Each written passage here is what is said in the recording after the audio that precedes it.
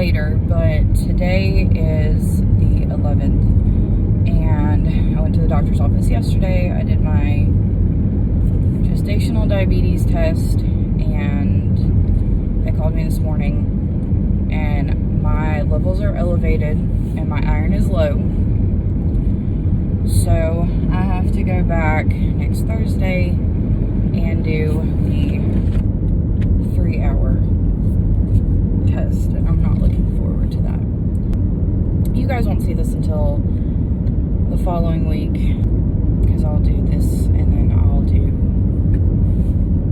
my results for next week.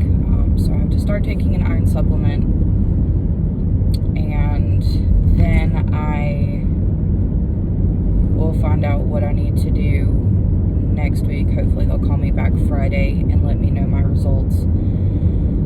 So I'm not looking forward to it at all. It makes me nervous. I mean, there could be nothing wrong, but it just makes me really nervous to have to go back in.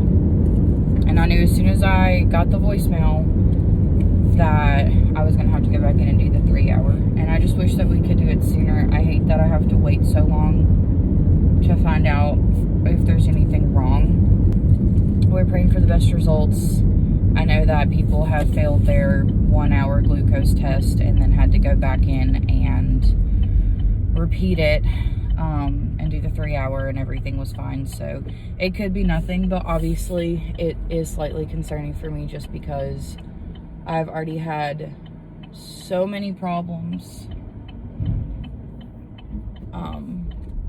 And I just wanted this pregnancy to be better than the last two.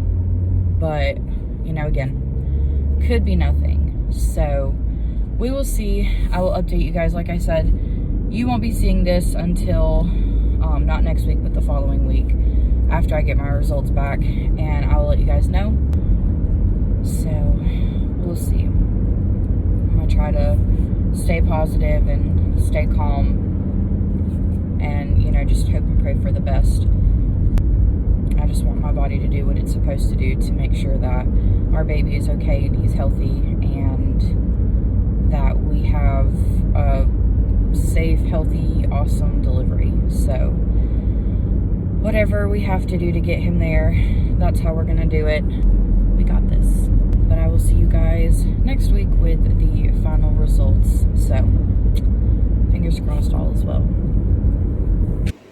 Hey guys, so it is the following week. At the beginning of this clip, I told you guys that I was going to have to go and repeat my glucose test, and I got that done yesterday. I had to do the 3-hour glucose test, and I'm gonna share my experience with y'all. It was not the absolute worst. I thought it was gonna be worse than it actually was, but with this one, you're not allowed to eat after 12 o'clock. It's a fasting one, and you cannot have coffee. You can only drink water until the test begins, and then you're not allowed to have anything to drink after that point. So if you know me, you know that I am like super big on coffee. I have to have it in the mornings to wake me up. If not, I'm like a zombie. So I was already not in a good place, and then I hadn't ate anything, so I was in an even worse place. Jericho went with me. Thankfully, he was able to take me, and we went up there, and we ended up watching Vampire Diaries for the 3 hours that we were up there to kind of just help pass the time quicker. And I felt pretty fine for the majority of it. There was like one part of it, and I think it was about 9:30, 10 o'clock, so I was like almost through, and I was getting really nauseous. And if you throw up, if you drink anything, if you eat anything, you have to reschedule and take the test all over again. So they were like, if you feel like you're gonna throw up, just come straight back here, because we'll help you get through it and you won't throw up. And I was like, okay. So I had just had my blood drawn. So I think it was probably closer to 9:30. I'd had my blood drawn, and then I just all of a sudden felt super, super nauseous. And I was really surprised that I didn't throw up, but I walked straight back there, and I was like trying to breathe through it the whole time, and I was like, I'm gonna throw up. So they got me an ice pack, they put some peppermint oil on both of my wrists and just told me to like smell that. And then I sat down back with them for a few minutes, and they also had like some ear and stuff hitting me. And then I had the ice pack on the back of my neck, and that actually helped a lot. The rest of the test went pretty good. I didn't feel lightheaded, I didn't pass out, none of that happened. So it went pretty good. I actually didn't start feeling bad until we got out of there. We went to the little farmer's market that they have in front of the health department and got some produce, and then we went to go eat. And I hadn't really had anything to drink at that point, and I hadn't had anything to eat still at that point. So whenever we got there to eat, I sat down, I felt fine. I was like sipping on some water, and I got some food in my system. And then it kind of really started to hit me of like how bad I was feeling. And I wasn't like lightheaded or dizzy or anything like that. It's just like my head felt weird. My body just kind of felt weird. It's like when you have a lot of sugar and then you're just kind of like crashing on it, because the drink that I had to drink yesterday was twice the amount of sugar that is in a normal glucose drink. So I guess when you take the 1 hour, it's not as much sugar. And then when you have to go in and take the 3 hour, they jack that baby up. So I just kind of felt like I was coming down off of like a sugar high, and I felt awful. So as soon as we got done eating, we went straight home, and I got water in my system. I had my my beautiful 32 ounce, and I was sipping on that, and Jericho and I just laid down, and both of us ended up taking a nap yesterday. And whenever I woke up, I think it was like 3:30, 3:45, somewhere around there.